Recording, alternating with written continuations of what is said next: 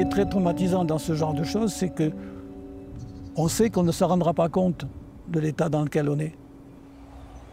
Et moi, je me disais, avant que ce soit trop avancé, il faut faire quelque chose, quoi.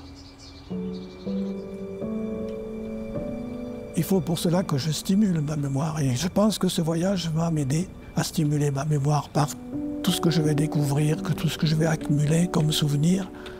Pour moi, c'est quelque chose de très positif.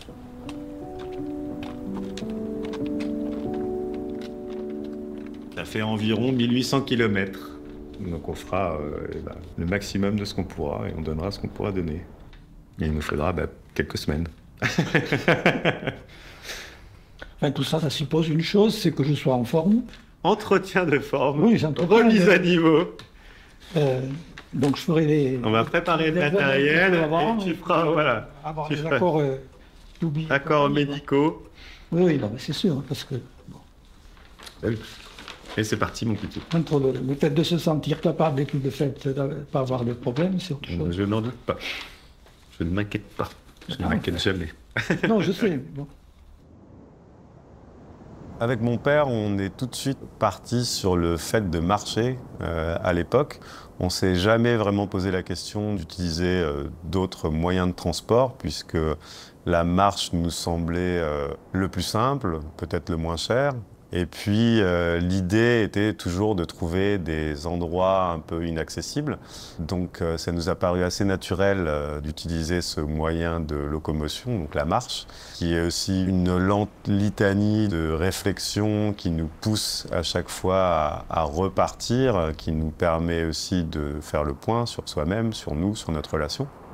Et tout au long de ces 25 ans, on n'a jamais pensé, on n'a jamais ni l'un ni l'autre proposé de changer ce mode de déplacement, puisque on a senti tous les deux que dès la première expérience commune, c'est quelque chose qui nous convenait à tous les deux. Le fait de porter sa maison, le fait de porter sa nourriture, son eau, c'était pour nous une liberté pleine et entière. Et ça, c'était quelque chose pour nous de très important.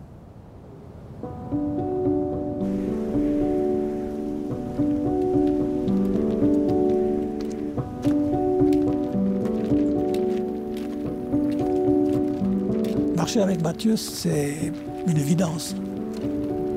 On marche de la même façon, on a les mêmes envies. Ma femme dirait, c'est n'importe quoi, vous faites n'importe quoi, mais bon, on voit une petite montagne, on va voir derrière ce qu'il y a. Bon, il n'y a souvent rien, mais ça fait rien, on est monté voir. On mangeait, bon, on a les mêmes habitudes, on mange avec pas grand-chose, ça ne pose pas de problème, coucher non plus. Donc on est en symbiose tous les deux quand on marche comme ça.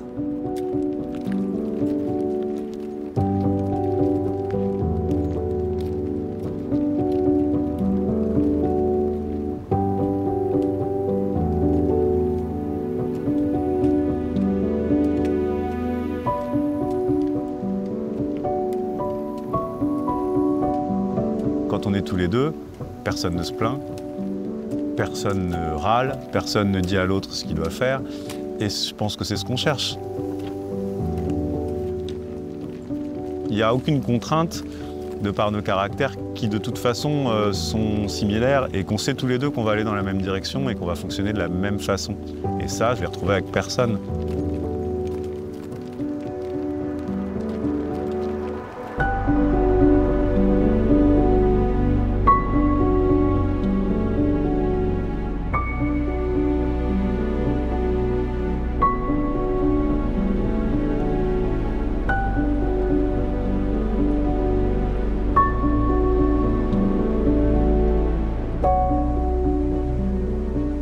On éprouve un tel sentiment de liberté quand on fait ça, que pas de médias, pas de téléphone, pas Facebook, machin, tout ce qu'on veut, les réseaux sociaux. Je ne les suis pas beaucoup, mais quand même, on est envahi par tout ça. Et là, pendant presque un mois, rien de tout ça. Sauf, il fait beau, on marche, on est fatigué, on s'arrête, on a faim, on mange, on a soif, on boit. Je veux dire qu'on retrouve les basiques, quoi.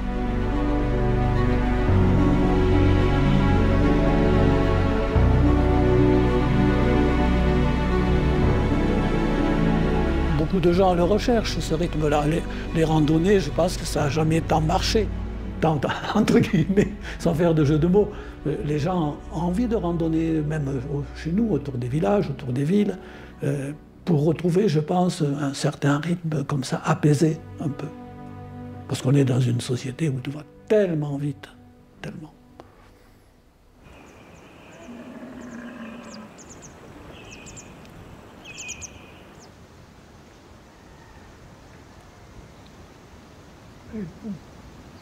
Allez,